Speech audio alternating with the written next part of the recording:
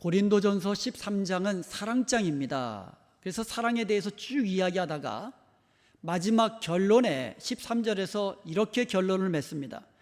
그런즉 믿음, 소망, 사랑 이 세 가지는 항상 있을 것인데 그 중에 제일은 사랑이라.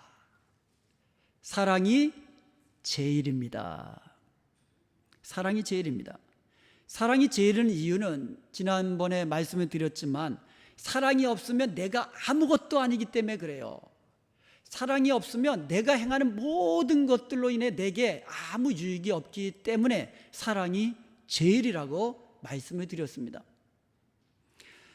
인생 상담 코너에 올라온 유머러스한 상담 내용입니다.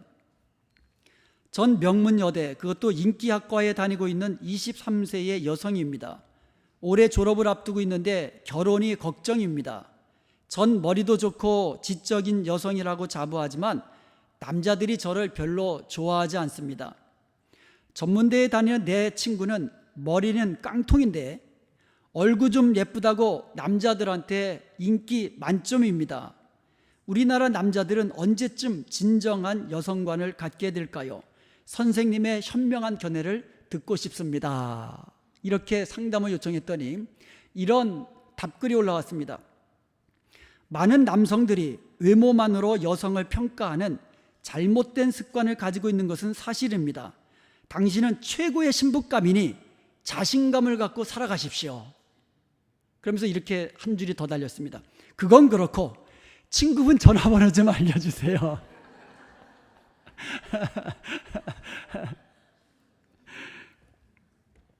남자들은 여자를 고를 때에 외모를 주로 본다고 하죠. 그리고 여성분들은 남자들을 고를 때에 재력을 주로 본다고 합니다. 그런데 여러분, 사랑이 없으면 그 만남은 행복할 수가 없습니다. 외모, 언제까지 그 외모를 가질 수 있습니까? 60대, 70대, 80대, 90대 되면 그 아름답던 외모는 조금씩 변해가는 거잖아요. 재산, 그 많다고 해도 언제 하루아침에 없어질지 아무것도 모르는 겁니다. 그리고 천국 갈 때에는 한 푼도 가지고 가지 못합니다. 사랑이 제일입니다. 고린도전서 13장 1절부터 3절까지 보면 내게 사랑이 없으면 내가 방언을 한다 할지라도 나는 시끄러운 꽹과리라는 거예요. 내게 사랑이 없으면 내가 예언을 하고 믿음을 행한다 할지라도, 믿음으로 능력을 행한다 할지라도 나는 아무것도 아니라는 겁니다. 내게 사랑이 없으면 내가 구제를 하고 심지어 나의 몸을 불사르며 희생한다 할지라도 내게 아무 유익이 없다고 말씀하고 있습니다. 그래서 사랑이 제일이라고 말씀하고 있는 겁니다. 사랑이 제일입니다. 우리 옆에 분들하고 인사하십시다. 사랑이 제일입니다. 그럴 때는요, 이거를 엄지를 올려야 더 확 마음에 와닿습니다. 자, 이번에 앞뒤 분한테 엄지 올리면 사랑이 제일입니다.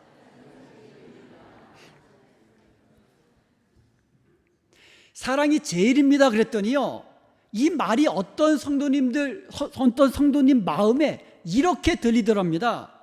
사랑이 제일, 즉 내일 내가 해야 할 일이다, 이렇게 들리더라는 겁니다. 은혜가 되죠?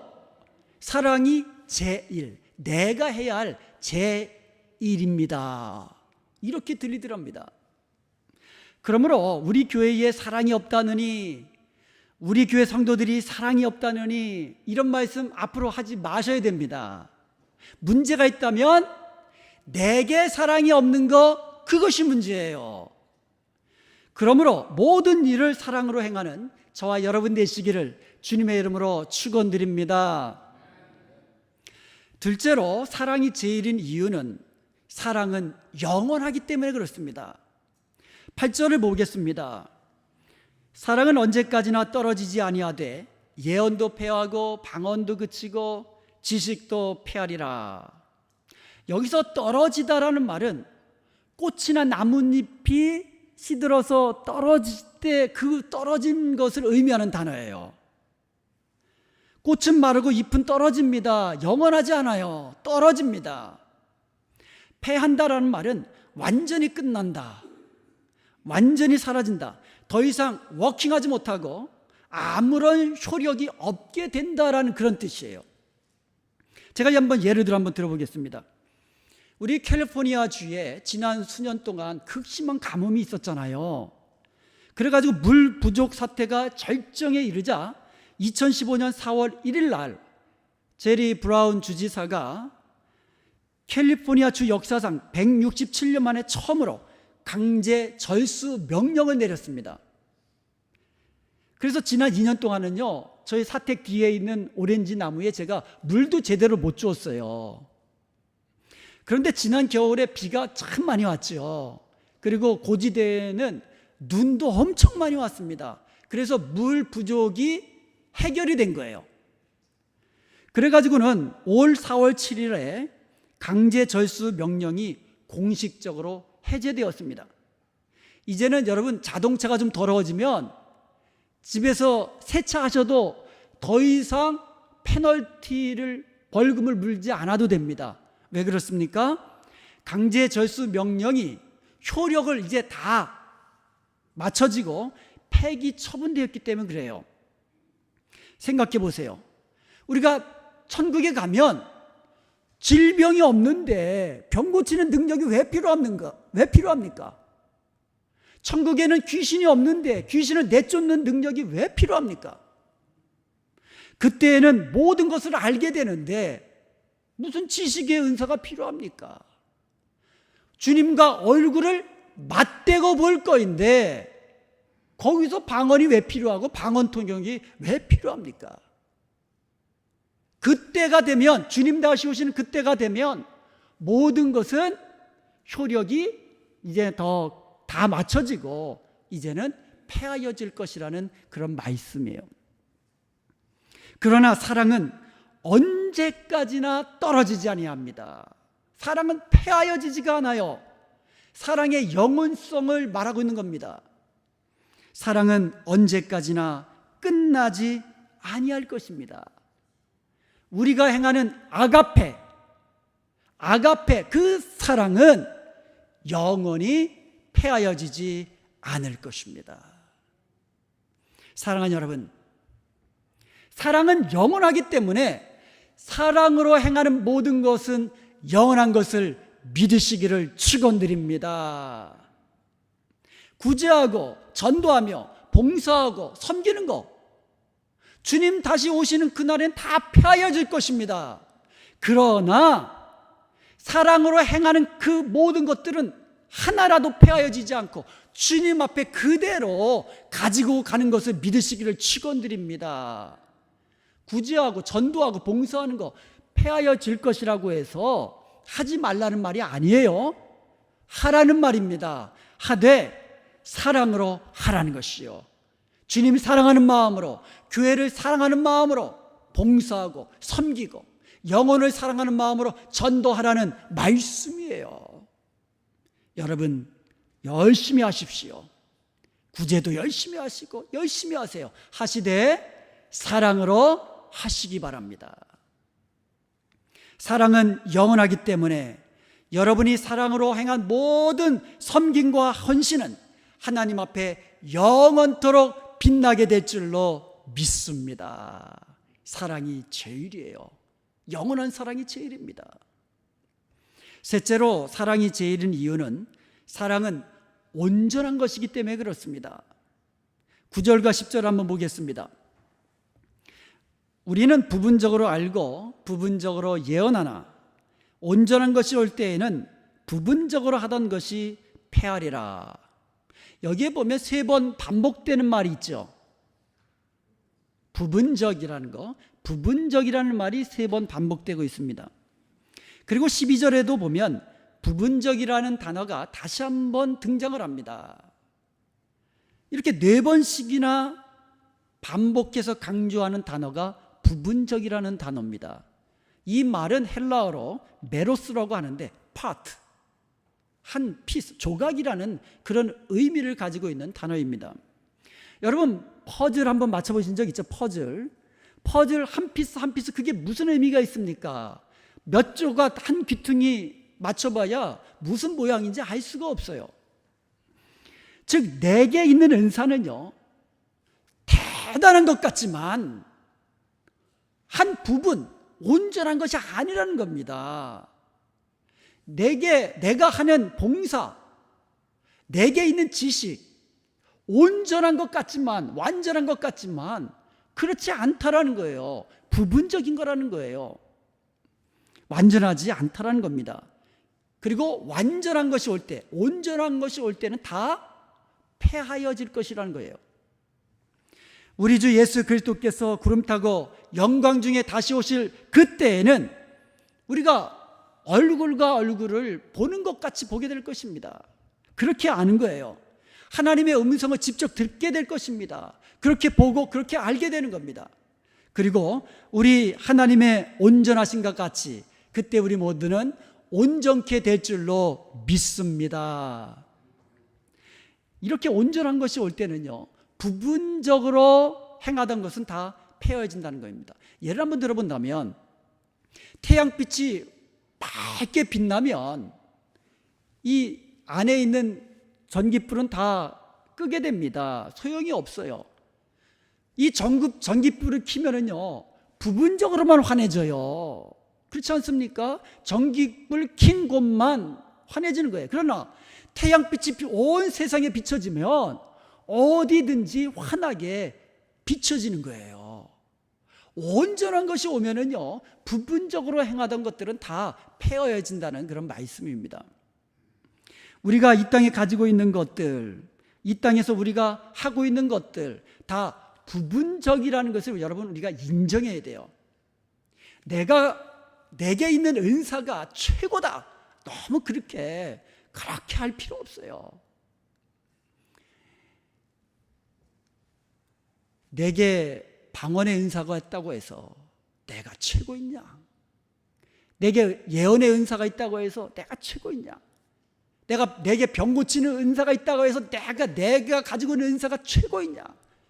그럴 필요 없다라는 거예요. 다 부분적인 것들이에요. 주님 다시 오시는 그때에는 다 패하여질 것들입니다. 그것 가지고 교만히 행해서는 안 된다는 겁니다. 내가 가진 지식과 내가 경험한 것들만 옳다고 주장해서도 안 돼요. 이 땅에서 우리가 아무리 많은 것을 안다 할지라도 그것은 부분적인 것들입니다. 여러분, 미국이 참 넓잖아요. 그래서 처음에 제가요, 미국에 와서 실수한 것들이 몇 개가 있습니다.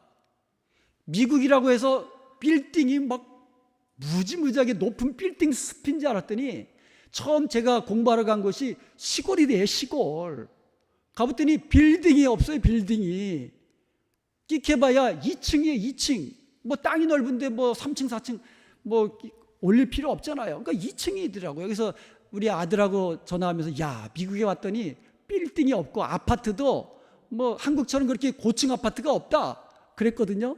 3개월 후에 이제 우리 집사람하고 아들하고 딸하고 이제 워싱턴 쪽으로 이제 도착을 해서 제가 차를 몰고 올라갑니다. 아니 웬걸, 대도시로 딱 진입하니까 고층이 있는 거예요. 아파트도 높은 아파트가 있는 거예요. 그래서 내가 야, 미국이 이렇구나. 그거를 우리 아들이 모른 척하면 좋은데 또 이 아들이 아빠 높은 아파트 없다 그랬더니 아파트 고층 아파트 있네. 그래서 제가 아주 멀쭉한 적이 있어요. 그래서 그때 깨달은 것이 뭐냐면 미국에는 이렇다라고 주장하면 그건 틀린 말이 돼요. 내가 사는 캘리포니아는 이렇다, 내가 살고 있는 밸리 지역에는 이렇다라고 얘기해야 그것이 옳은 말이 되지. 그것도요, 내가 경험한 그것만 아는 거예요. 제가 처음에 신학교에 들어갔더니요, 이 신학교 3년을 마치면 성경에 대해서는 제가 아주 그냥 모르는 것이 없을 줄 알았어요. 창세기부터 계시록까지 그냥 성경 지식도 아예 그냥 다 머릿속에 담고 있을 줄 알았어요. 아니 웬걸, 배우면 배울수록 모르는 것이 나타나고 신학교 졸업하고 나니까 다 알 줄 알았는데 모르는 거 투성이더라 이거예요. 여러분, 내가 아는 것 같아도 정말 부분적으로 아는 거예요. 그것을 우리가 인정해야 됩니다. 사도 바울도요, 고린도전서 8장 2절에서 이렇게 이야기합니다. 만일 누구든지 무엇을 아는 줄로 생각하면 아직도 마땅히 알 것을 알지 못하는 것이다. 내가 안다라고 생각하면 모르는 거라는 거예요. 그 말하는 그 자체가 자기가 모른다는 것을 증명하는 그것뿐이라는 거예요.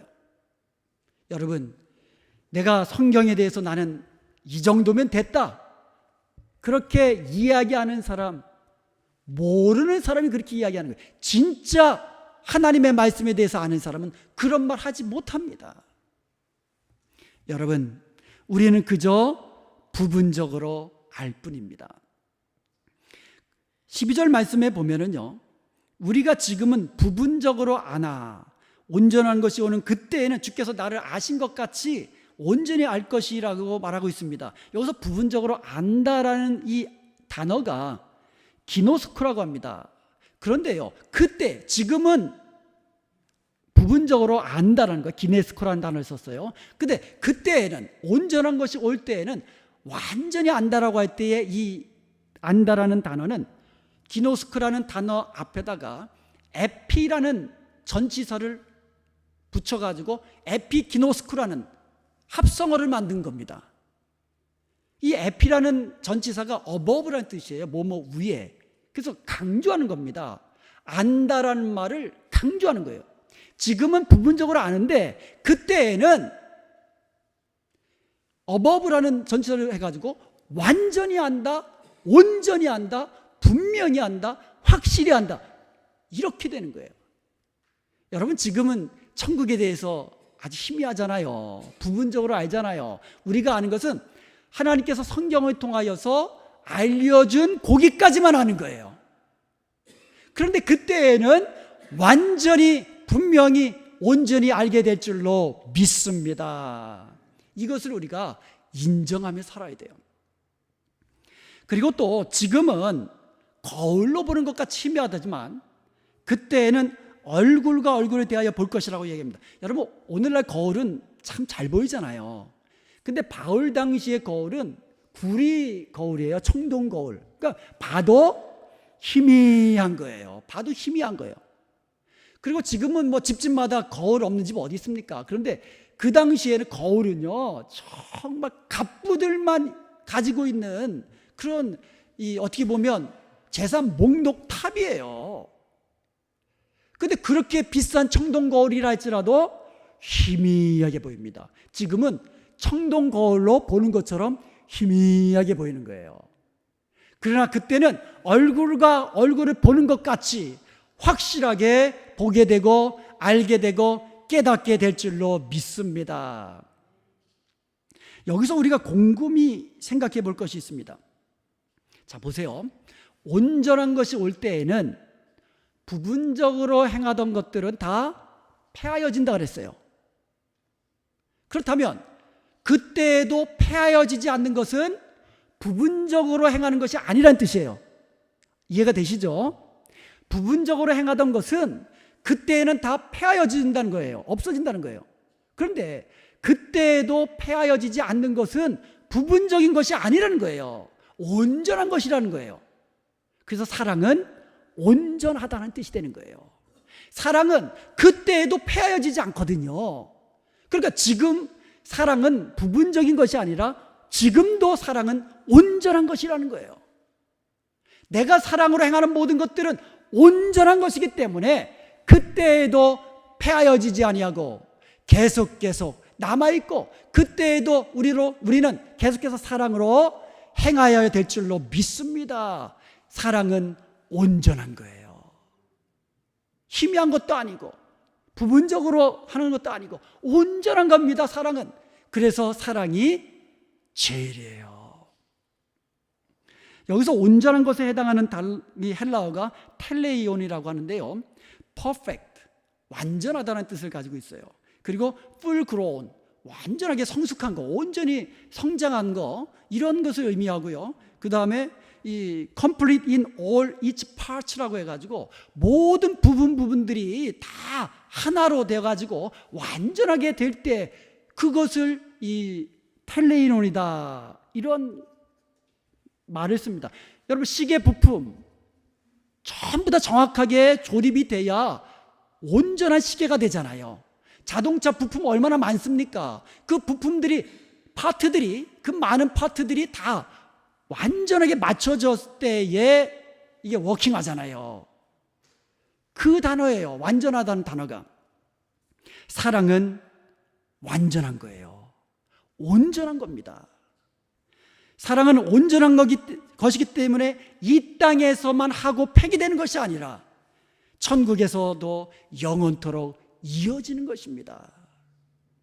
여러분, 이 땅에 살면서 은사가 필요해요. 예언도 필요하고요, 지식도 필요합니다, 능력 행함도 필요합니다, 내 개인의 경건 생활을 위해서 방언도 필요합니다. 그런데 우리가 이 받은 은사들을 가지고 교회를 섬기고 주님을 섬기고 다른 성도들을 섬기는 데 사용하라고 은사들을 주신 겁니다. 그러나 은사는 부분적인 거예요. 온전한 것이 아닙니다. 영원한 것이 아닙니다. 모두 다 폐하여질 것입니다. 효력이 다하는 날 폐하여질 것입니다. 주님 다시 오시는 날 폐하여질 것입니다. 그런데 그 은사들, 지금 내가 은사를 가지고 봉사를 하는 것은 없어질 거예요. 그런데 그 은사와 봉사와 섬김을 없어지지 아니하는, 영원토록 없어지지 아니하는, 그렇게 만드는 비결이 있다는 거예요. 그 비결은 바로 사랑으로 행하는 거예요. 사랑으로 행하는 겁니다. 사랑으로 행하는 그 모든 것들은 영원토록 없어지지 아니하고 효력이 다하지 아니하고 영원토록 하나님 앞에 남게 될 줄로 믿습니다. 사랑으로 행하십시오. 모든 사람은 반드시 하나님의 심판대 앞에 서게 될 날이 있을 겁니다. 요한일서 4장 17절에 보면 그때에 온전한 사랑이 담대함을 가지게 하고 두려움을 내어 쫓게 만든다고 말씀하고 있어요. 주님 앞에 설 때에 두렵잖아요. 어떻게 보면 죄 가운데서 정말 연약한 가운데 살던 모든 것 생각하면 좀 두려운 마음도 있잖아요. 그런데 사랑이 그 담대하게 하고 우리로 하여금 두려움을 다 내어 쫓는다고 말씀하고 있는 거예요. 사랑으로 행한 모든 것들로 인해서 우리는 담대하게 하나님 앞에 서게 될 줄로 믿습니다. 따라서 우리는 하나님께서 어떤 은사를 주셨든지 어떤 직분을 맡겨주셨든지 그것으로 인하여 교만해서는 안 되는 거예요. 목사직도 폐하여질 거예요. 장로직도 폐하여질 겁니다. 권사직도 폐하여집니다.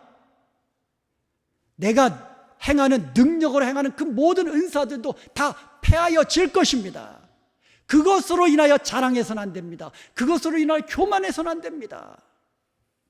내가 가지고 있는 것은 지극히 작은 한 부분에 불과하다는 사실을 기억하고 겸손한 자세로 사랑으로 그 모든 것을 행하는 저와 여러분이 될 수 있기를 축원드립니다. 사랑이 제일이에요. 끝으로 사랑이 제일인 이유는 사랑은 우리로 하여금 성숙한 사람으로 만들기 때문입니다. 11절을 보겠습니다. 내가 어렸을 때에는 말하는 것이 어린아이와 같고 깨닫는 것이 어린아이와 같고 생각하는 것이 어린아이와 같다가 장성한 사람이 되어서는 어린아이의 일을 버렸노라, 이렇게 이야기합니다. 어린아이들은 생각할 때에 자기중심으로 생각하잖아요. 그리고 늘 이 자기중심적으로 사랑을 합니다. 사랑을 해도 어린아이들은 자기를 이뻐하는 사람 얼마나 아이들이 잘 알아요. 이 장로님 한 분이 우리 꼬맹이 볼태기 막 장난으로 이렇게 늘렸더니 아프잖아요. 그러니까 그 장로님 쳐다도 안 봐요. 아이들이 저를 참 좋아해요. 왜? 제가 자기들을 사랑하는 거 알잖아요. 엄마 뱃속에 있을 때부터, 아니 뱃속에 들어서기 전부터 기도해 줬잖아요. 그 가정을 위해서. 그래서 기도로 낳았잖아요. 그러니까 아이들이 그걸 아나 봐요. 근데 자기 사랑하는 사람은 사랑해요. 이게 아이들의 사랑이에요. 그리고 아이들은요, 눈앞에 보이는 것만 알아요. 있잖아요. 깨닫는 것도 눈앞에 보이는 거, 그것만 알아요. 그래서 이 어린아이들은 깨닫고 생각하고 말하는 것이 정말 유아적이고 자기중심적이고 눈앞에 보이는 부분적인 것만 가지고 모든 것을 그렇게 합니다. 그렇지만 장성에서는 어떻게 합니까? 어린 아이의 일을 버렸노라. 아니 부모가 돼가지고 아이들 때 그 사랑으로 사랑하면은 어떻게 하겠습니까? 자기 말만 잘 듣는 아이만 사랑하면 그 편견을 가지고 이 사랑도 이 편파적으로 하면은 그 큰 상처가 됩니다. 아이들에게 안 되잖아요. 말 안 듣는 자식도 사랑하잖아요. 실제로 그렇잖아요. 그리고 건강한 자녀만 사랑하는 것이 아니라 좀 연약한 그러한 아이들은 더 사랑하잖아요. 장성해가지고는 이 모든 것을 다 버린 겁니다. 어린아이 때 그 사랑, 자기중심적인 사랑을. 그리고요, 어른이 되면 모든 것을 종합적으로 생각하고 판단합니다. 어린아이 때 생각하고 말하고 사랑했던 거 어른이 돼서는 다 버린단 말입니다. 그런데요, 사랑이 우리의 믿음을 장성하게 만든다는 거예요. 다시 말씀드리면 저 사람의 믿음이 장성한 분량, 정말로 그 성장, 믿음에 성숙한 그러한 사람인가를 분별하는 그 기준이 사랑이라는 거예요. 사랑이라는 겁니다. 사랑으로 행하는 사람이 믿음에 성숙한 사람이에요. 자기만 알고 자기 말만 하고 자기 주장만 하고 눈에 보이는 것만 가지고 생각하는 사람은 믿음이 어린 사람이라는 거예요. 사랑으로 행하는 그 사람이 믿음이 성숙한 사람이라고 말씀하고 있습니다. 그러므로 말하는 것과 생각하는 것과 행동할 때에 여러분 사랑으로 행하시기 바랍니다. 사랑으로 말하시기 바랍니다. 사랑을 가지고 생각하시기 바랍니다. 그 사람이 믿음 좋은 사람이고 그 사람의 믿음이 성숙한 믿음이 되는 것이에요. 우리가 예수님을 믿음으로 구원받은 이후에 우리의 신앙 인격은요, 예수님의 장성한 분량을 닮아서 우리가 자라나는 신앙이거든요. 그렇다면 여러분 지금 얼마나 여러분의 신앙 인격과 여러분의 믿음은 얼마나 성숙하고 얼마나 자라나셨습니까? 그것은 사랑으로 증명되는 거예요. 사랑으로 증명되는 겁니다. 그래서 요한일서 4장 20절에 보면 누구든지 하나님을 사랑하노라 하고 그 형제를 미워하면 이는 거짓말하는 자다라고 이야기하고 있어요. 하나님 사랑합니다, 제가 주님 사랑합니다, 온 마음으로 사랑합니다 이야기해놓고는 뒤돌아서 가지고 형제를 사랑하지 않고 미워하면 거짓말하는 것이다 이거예요. 말과 혀로만 사랑하지 말고 행함과 진실함으로 사랑하라고 우리 주님은 말씀하고 있는 것입니다. 사랑으로서 그 사람의 신앙 인격이 분별된다는 거예요. 우리가 얼만큼 예수님의 신앙 인격을 닮았느냐? 사랑으로서 구별할 수 있다는 겁니다. 여러분, 하나님은 사랑이십니다. 그 사랑의 하나님이 저와 여러분을 먼저 풍성히 사랑해 주신 것을 믿으시기를 축원드립니다. 우리가 죄인 되었을 때에, 우리가 연약할 때에 독생자 예수 그리스도를 이 땅에 보내시고 십자가에 죽기까지 내어주신 그 사랑을 이미 우리는 받은 사람들입니다. 우리는 주님의 그 크신 사랑을, 십자가의 사랑을 이미 받은 사람들입니다. 이제 우리는 그 사랑으로 사랑해야만 합니다. 주님의 명령이에요. 내가 너희를 사랑한 것 같이 너희도 서로 사랑하라.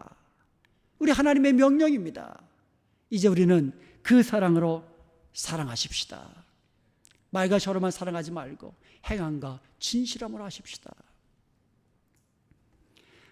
올 4월부터, 그러니까 이제 벌써 4월달이면 이제 몇 달 지났죠. 우리 장로님들이 돌아가시면서 한 달씩 우리 김성실 사모님과 조린다 전도사님을 이렇게 모셔오고 있습니다. 매일 주일 아침마다. 오늘이 6월 첫 주일이라 다른 장로님이 이제 가시게 됩니다. 그래서 제가 리마인드 하는 이메일을 보내드렸습니다. 장로님께서 6월달, 그러니까 오늘부터 이제 픽업해 오십니다. 그랬더니, 그러면서 제가 이렇게 써드렸습니다. 장로님들께서 이런 수고까지 해주시니 감사합니다. 그랬더니 어떤 답장이 온지 알아요? 사랑이 제일입니다. 이런 답글이 왔습니다. 사랑이 제일입니다. 그리고 사랑이 내가 해야 할 제1입니다. 오늘부터 여러분 사랑으로 모든 것을 행하십시다. 우리 성가대 오늘 참 은혜스럽게 잘하셨어요. 성가 연습할 때에도 사랑으로 하시고, 또 주방 얼마나 주방 우리 권사님도 수고 많이 하십니까? 사랑으로 봉사하시고, 그리고 성도님들과 인사하실 때도 사랑으로 인사하십시오. 사랑으로 행한 모든 것들은 천국에서도 폐하여지지 아니하고 하나님 앞에 그대로 남게 되며 여러분에게 영광스러운 면류관으로 귀한 상급으로 임하게 될 줄로 믿습니다. 사랑이 제일입니다. 기도하시겠습니다.